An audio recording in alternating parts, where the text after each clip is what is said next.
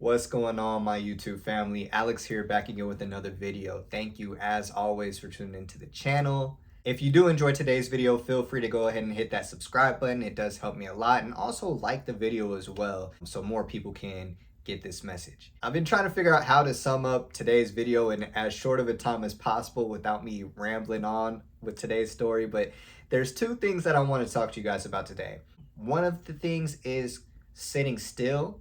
And I've been wanting to kind of talk about sitting still along with the second piece of just going through seasons of isolation, because I feel like they go hand in hand. And that's pretty much where I'm at in my own personal life. And I had a talk with a good friend of mine yesterday, and I was letting them know that, I'm doing all this self-improvement and doing my best to get my life on track the way I want to get it to. And I know God is looking out for me because I'm constantly getting blessed, but at the same time, I can't help but feel alone, like, and just disconnected from the world and just in my own bubble. And I enjoy being in my own bubble, but at the same time, it's like I know what else is out there in the world, and I'm very much just disconnected from the world right now. No social media, on semen retention, doing nothing but journaling and reading and writing pretty much every single day, and just spending time with family and just my dog, and kind of just taking a step back from the world and a lot of things going on,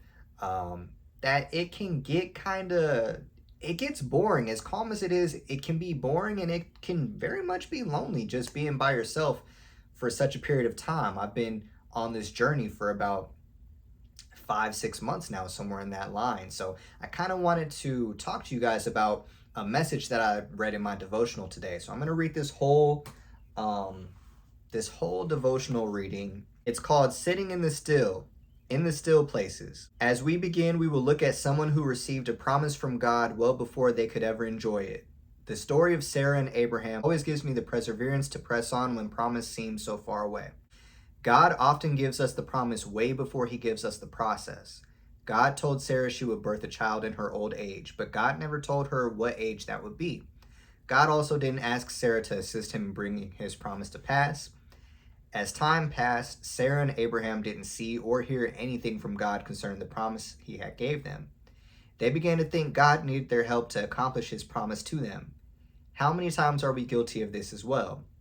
God gives us our destination before he gives us our directions, maybe to provide us hope as we are sitting in still places where it feels as if nothing is happening. A still place is important because it is where our faith is exhibited and strengthened. We learn lessons, obedience, patience, and perseverance in this still place. It is crucial that we stay faithful in the still place rather than attempting to hasten the process by doing anything to assist God. We also don't want to emotionally make a decision to move on to something we think God would have us do. In the still place, we learn to identify God's voice and his silence. If we make a false move without hearing God, we could jeopardize the promise God has given us or delay it. Sarah and Abraham did decide to make a move without God. They didn't forfeit God's promise, but they did add unnecessary stress to both their lives and the lives of others. Often in our haste to reach a promise, we try to step in and help God like Sarah and Abraham, adding undue stress to a stress-free promise. Don't compromise your promise by refusing to wait on God in the still place. Allow God to complete his work in and for you. Get all that God has for you by simply enjoying the still and holding on to his promises. Don't move, don't doubt, don't complain or strategize. Simply be still and wait. God has a plan for his promise and your life. And that devotion was just huge, and it couldn't have came at a more perfect time for me, you guys, because I'm on this journey right now of buying a home. I moved into my mom's house last summer because I knew I need to save up money for a down payment on the home. I knew that I didn't want to be in an apartment forever. So in doing so, I had to separate myself from living in the city, living a very nice lifestyle, to move into the suburbs about an hour away from the city, and pretty much giving up on everything that I had. Stopped seeing the girl that I had dated for about a year at the time. Stopped going to basketball games. If you know me, I love basketball. That's the main thing I love to do, is go outside and go to basketball games. No more going to the movies. No more just spending money on clothes. I need to go ahead and save as much money as possible for this down payment, get my credit in order, really just practice delayed gratification and get my life on track. Sounds good to go ahead and say, obviously, like, oh yeah, let me go ahead and do these things. But when you actually go through it for 12 months, it's not as easy as it seems. And I had to learn to practice really just understanding that this really is a waiting game. I was blessed, and God has continued to bless me on this journey that I did find a house. I will be moving to a new state. I'm just waiting for the home to be built right now. But this period hasn't been so easy for me. And I've questioned at times, what am I supposed to do? As much as God has blessed me during this journey, a lot of things have happened that really haven't been something that I've foreseen coming at the time.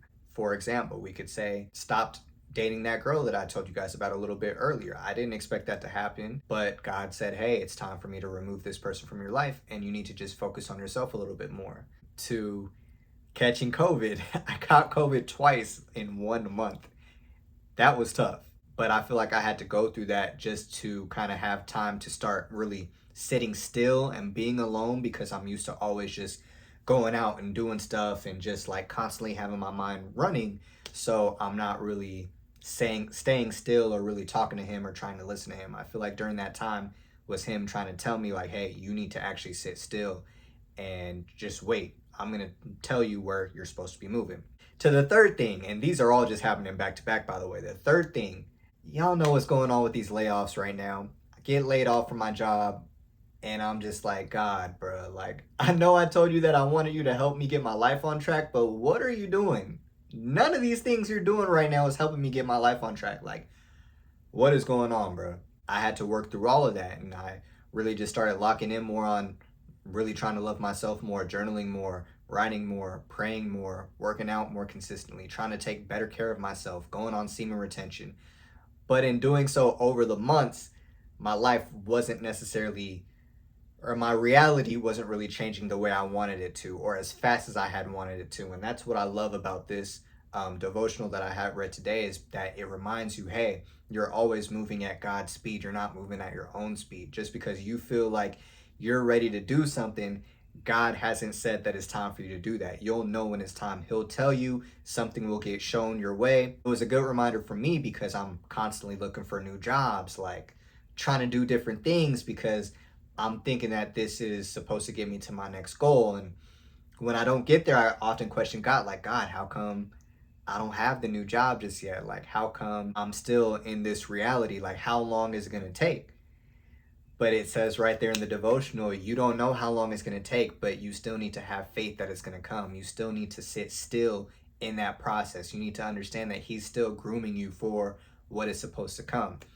And that's the message that I have for everybody watching this video, including myself, is be still, stay in the moment. Just because your time hasn't came just yet doesn't mean it's not going to happen. It doesn't mean that you need to go back to your old habits or go back to your old life or going back to what's comfortable for you, because you already know those results. I already know myself what's the results if I go back to my old life. I know God has given me the choice. I can at any moment go back to living my old life. But I know that that's not going to get me the results that I want to get. I know that's only going to set me back. I know that's only going to be temporary pleasure. Why not continue to wait? Why not continue to lean into him? Why not continue to lean into myself and love myself and learn myself a little bit more and get through this season so that I can live the life down the road that I really want to live? And I just have the rest of my life to, experience all the things that I want in this world and what God has to offer for me. Why not sacrifice a year, sometimes 2 years, or you just never know? Why not sacrifice putting the time into yourself and just wait for those doors to get opened up? But it really reminds me of just athletes, you know how athletes kind of go through that period where they don't know what's going to happen. Maybe they're a free agent. Maybe there's someone like a DeMarcus Cousins or a Derrick Rose, Klay Thompson, who always has to come back from really, really bad injuries that can end their careers, tearing their ACL or tearing an Achilles, you name it, like a really, really bad injury. And people are looking at them like, are they going to come back? Are they going to be okay?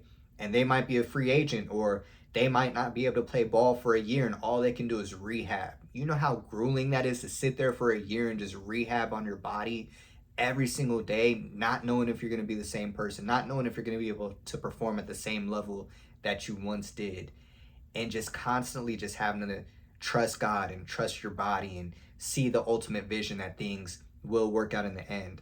We have to do that same thing for us when we're going through our seasons of isolation or seasons of things not going our way. Friends maybe turning their back on you, or relationships ending, or losing a job, and you're just like, why is this happening? Like, why am I having to go through this? It's really just God letting you know He's preparing you for something better. You just need to listen. You need to really focus on what it is that you're supposed to be doing, and He will reward you for that in the long run.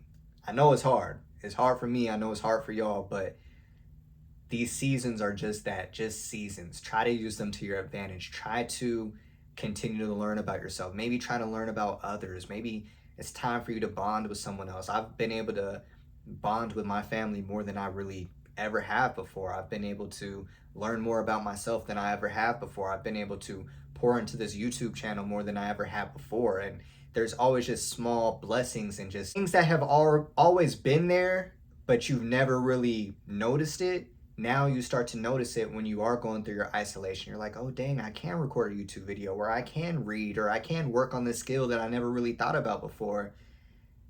That's what God is trying to show you during this time alone. So don't always look at it as, dang, I don't have no more friends, or dang, I don't have as much money as I want to have, or I can't go shopping or do this or do that the way I want to have it. Just understand that your time is coming. You just gotta stay patient. So that's it for today's video. This is way too long, so I appreciate anybody that did stay all the way till the end of today's video.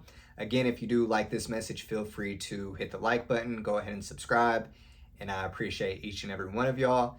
It's Alex. I'll see you guys in the next video. I'm out. Peace.